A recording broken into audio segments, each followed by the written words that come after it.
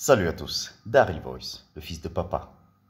Je vais comme ça, du moins ma vidéo a pour objet en fait de pouvoir, entre guillemets, comprendre l'un de vous qui est venu dans mon inbox et m'a posé la question de savoir pourquoi est-ce que je n'ai pas de prise de position concernant la situation politique de mon pays, le Cameroun bien sûr, et ou alors pourquoi je n'ai pas d'avis ou je ne fais pas de vidéo relative à cette situation dans tous les cas.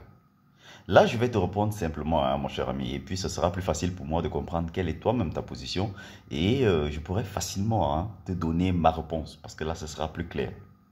Voilà, je vais te poser tout simplement une petite énigme. Quand tu auras répondu à l'ensemble des questions à la fin de l'énigme, alors automatiquement, tu comprends qu'on sera en phase et je pourrai facilement te répondre. Je saurai qui tu es, en gros. Tu confies à deux de tes oncles, un des oncles maternels et l'autre est du côté paternel. À l'un de tes oncles, justement, tu confies l'éducation, c'est-à-dire la formation de ton enfant. Et à l'autre de tes oncles, tu confies la nutrition, c'est-à-dire l'alimentation de ton enfant. Les deux de tes oncles se discutent entre guillemets la paternité de l'enfant, sachant que pour avoir la paternité de cet enfant, il faut avoir la formation, c'est-à-dire l'éducation de l'enfant et la nutrition de l'enfant. Et bien sûr, quand tu les confies, la formation à l'un et la nutrition à l'autre, alors automatiquement, tu n'as plus ton enfant en main, automatiquement. D'un côté, un oncle pense avoir mérité les deux, ou bien pense être papa, à mériter les deux, c'est-à-dire la formation, c'est-à-dire l'éducation bien sûr, et la nutrition. Et de l'autre aussi, la même chose. Les frères de tes oncles, des deux oncles paternels et maternels, mélangés respectifs, une partie s'est rangée de l'autre côté et l'autre s'est rangée de l'autre côté. Et bien sûr, il y a toujours cette frange neutre-là. Ta femme, en décédant sur la table de l'accouchement, t'a donné ces dernières paroles sur comment est-ce que l'éducation et la nutrition de l'enfant devaient être faites et à qui confier cette éducation et cette nutrition de cet enfant. Ton grand-père ou tes grands-pères paternels et maternels, ton grand-père paternel s'est rangé du côté de l'oncle maternel et ton grand-père maternel s'est rangé du côté de ton oncle paternel. Et bien sûr, se basant sur la cola qu'on leur donne tous les jours, que chacun de tes oncles leur donne tous les jours, ou bien donne à chacun tous les jours, et bien sûr la promesse des honneurs lors de l'enterrement de chacun, bien sûr, faite par tes oncles. Ton père et ta mère ne disent rien, puisqu'ils aiment chacun de tes oncles, suivant bien sûr un poids. Tes frères et tes sœurs sont ambigus et bien sûr manipulables jour et nuit. Et ils savaient que ce sont eux qui t'ont aidé en matière de conseil pour la distribution, c'est-à-dire la formation à l'un de tes oncles et la nutrition à l'autre.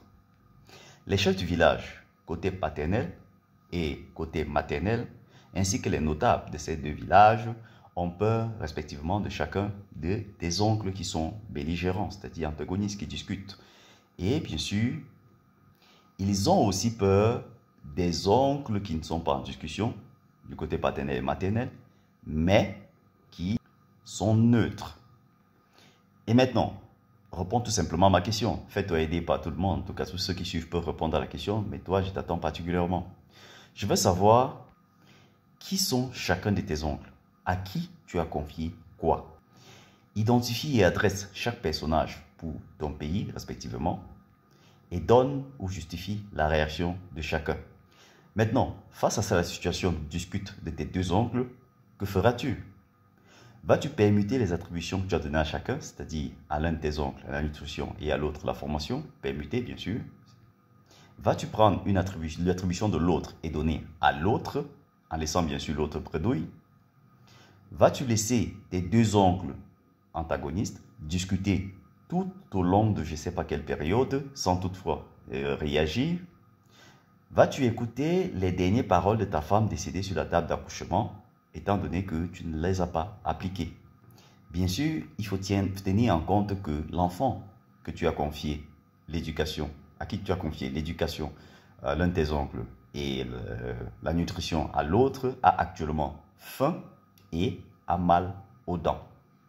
N'oublie pas aussi d'identifier qui est cet enfant, que symbolise cet enfant.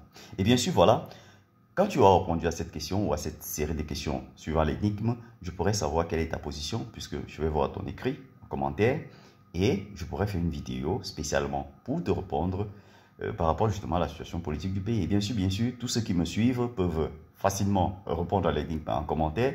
Et quand tous ces éléments seront identifiés en correspondance et en réaction, bien sûr, en ce moment-là, je pourrais donner quelle est ma position relative à la politique du pays. Voilà, c'était Daryl Voice, le fils de papa.